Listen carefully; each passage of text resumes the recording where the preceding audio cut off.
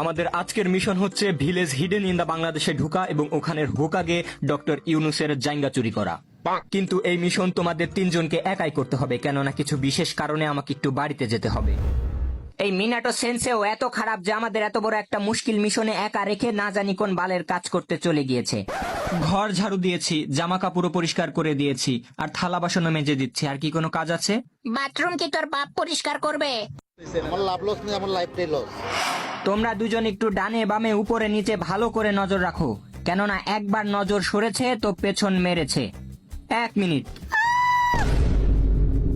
Hidden leaf এই বিচির সমান দুটো বাচ্চা পাঠিয়েছে। এদের তো আমি 2 হাতের তালুর মাঝখানেই পিষে মেরে ফেলতে পারবো। কাকাশি তাড়াতাড়ি চল, নাইলে ওরা রিনকে মেরে ফেলবে।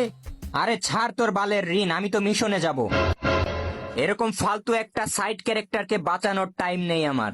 তো মাদারচোদ তুই কোথাকার মেন ক্যারেক্টার রে?